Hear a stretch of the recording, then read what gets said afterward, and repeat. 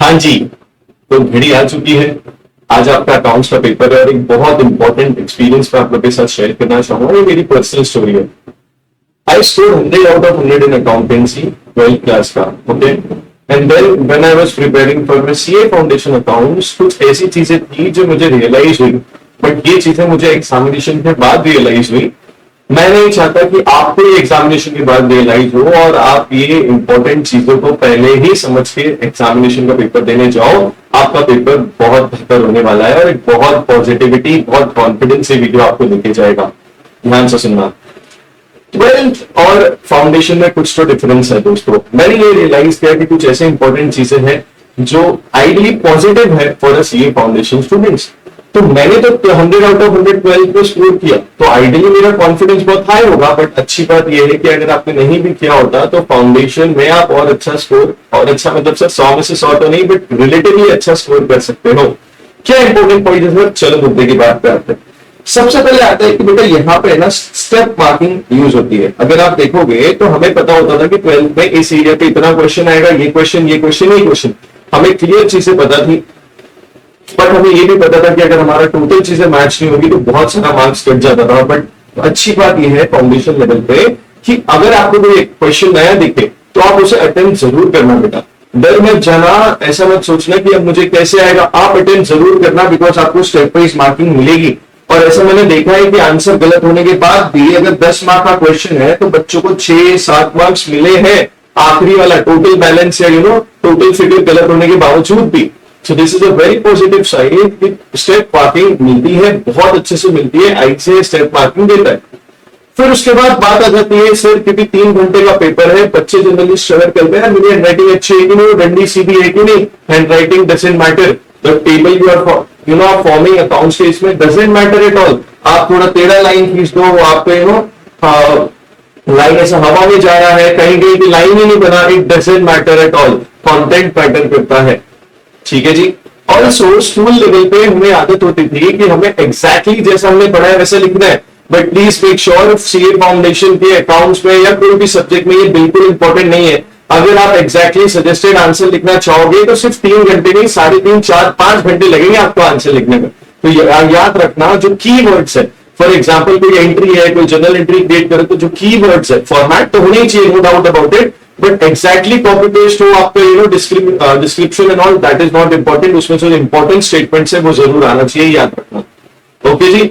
Next आता है कि average student can score well. इसका इसलिए है कि अगर आपने पढ़ा है, कॉन्सेप्ट आपको याद है, तो देखो आप तो कुछ ना कुछ तो करके आओ। मैं तो हमेशा कहता हूं, समझ लो इस बार का पेपर सबसे ट्रिकीस्ट भी होगा ना, तो भी कुछ स्ट्रेटेजीज आपको हेल्प करेगी। वो रहेगी कि आपको जितना कॉन्सेप्ट आता है इस पर्टिकुलर क्वेश्चन के बारे में, जितनी एंट्रीज आती है, जितनी एडजस्टमेंट आते हैं, उतने जरूर करके जाना।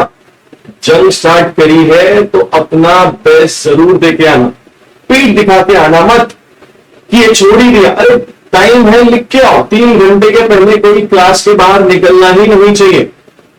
और टाइम शब्द का मतलब आया है, टाइम शब्द आया है तो टाइम मैनेजमेंट ऑल्सो इंपॉर्टेंट, क्योंकि 3 घंटे में पूरा पेपर लिखना है। ये लोग कभी कभी ऐसा क्वेश्चन डालेंगे जिसमें आपको है ना, आप अटक जाओ, आपको लगे यार फॉर एग्जाम्पल क्वेश्चन नंबर 1 है, कंपल्सरी क्वेश्चन में ही थोड़े ऐसे एडजस्टमेंट डाले जहां पे आपको समझ ही नहीं आ रहा। ये जानबूझ के ऐसे डालते हैं कि आप यहाँ पे टाइम वेस्ट करो और आने वाले इजी टॉपिक्स भी आपको लाए। तो आपको ये रूल होना चाहिए कि आपको हर मार्क्स के लिए 1.8 मिनट मिले, ठीक है जी। तो 10 मार्क का क्वेश्चन है तो 18 minute is your time frame. तो 18 से अराउंड 20 मिनट्स आपका क्या होना चाहिए, टाइम फ्रेम होना चाहिए। अगर आपको लग रहा है इस क्वेश्चन में टाइम ज्यादा जा रहा है, वहां पे 1.5-2 मिनट छोड़ो और आगे वाले क्वेश्चन में बढ़ जाओ। सीए फाइनल में मेरे से ये गलती हुई थी कि मैं एक क्वेश्चन में फाइनेंशियल इंस्ट्रूमेंट एक टॉपिक है, उसके अराउंड 20 मिनट्स 25 मिनट्स अटका था। फिर वो जो डिसीजन मैंने लिया, अब मैं चाहूं तो 15 मिनट पहले ही वो क्वेश्चन को छोड़ता तो 5 मिनट और मिलते, बट मैंने 25 मिनट्स बाद 10 मिनट और लेट उस क्वेश्चन को छोड़ा। तो बहुत फास्ट जो मुझे बचा वो पेपर करना पड़ा था। वो बात अलग है, बाद में आके मैंने वो क्वेश्चन भी सही कर दिया। बट सोचो अगर मैं 15 मिनट बाद ही छोड़ देता, ज्यादा दिमाग नहीं लगाता तो और टाइम मिलता पेपर करने में। मेरे को अराउंड 67 कुछ आए थे और 70+ आते। क्लियर है जी। तो याद रखना, अगर कहीं पर अटक रहे हो सकता है इसे ऐसा क्वेश्चन ही डाला है कि आपको वो अटकाए और आपका टाइम वेस्ट हो, because it is a professional examination दोस्तों। ये सब चीजें बहुत इंपॉर्टेंट हो जाती है। हमें 12th वाले माइंडसेट से ऊपर उठना पड़ेगा, क्योंकि मैंने ये एक्सपीरियंस किया है। मैं नहीं चाहता कि आप गलती करो। बिल्कुल टेंशन लेना नहीं, स्टेप वाइज मार्किंग होगी. Hand writing doesn't matter, table window dressing doesn't matter, average student can still score well because step wise marking है, एडजस्टमेंट पे मार्क्स है. और पूरा रेक्टिफिकेशन नॉट रिक्वायर्ड, पूरा एग्जैक्टली कॉपी पेस्ट स्टेटमेंट नहीं लिखना है. एंट्रीज, नंबर्स, एडजस्टमेंट का मेन इफेक्ट सही होना चाहिए और टाइम मैनेजमेंट करके आना. ये कुछ चीजें दिमाग में रखना, तो याद रखना. 12th में और अकाउंट्स, ये फाउंडेशन के अकाउंट्स में कुछ ना कुछ तो डिफरेंस है, और यही डिफरेंस है. और इसमें सबसे बड़ा डिफरेंस है माइंडसेट का. ठीक है जी, माइंडसेट. यहाँ पे इंस्टीट्यूट रेडी होता है आपको बिगाड़ने के लिए, आपका टेम्परमेंट बिगाड़ने के लिए, आपको पैनिक करने के लिए पेपर में, बट वही हमको जीतना है. हमको वही जीतना है. अगर कोई इंपॉर्टेंट डिफिकल्ट क्वेश्चन भी दिखा, स्पेस छोड़ के आगे बढ़ना, रुकना मत.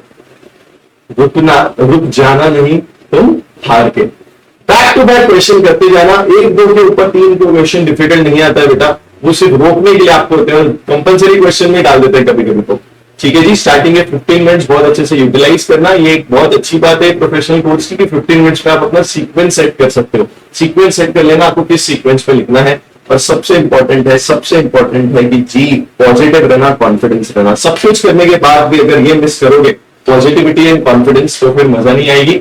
इसी बात पे I wish you all the best, I wish you all the luck. सब चीजें आपके अकॉर्डिंग में हो, आपने जो जो पढ़ा वो एग्जामिनेशन में आ जाए.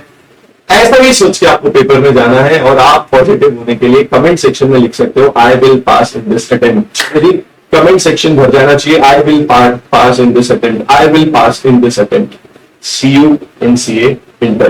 Love you all. All the best for your paper. God bless you.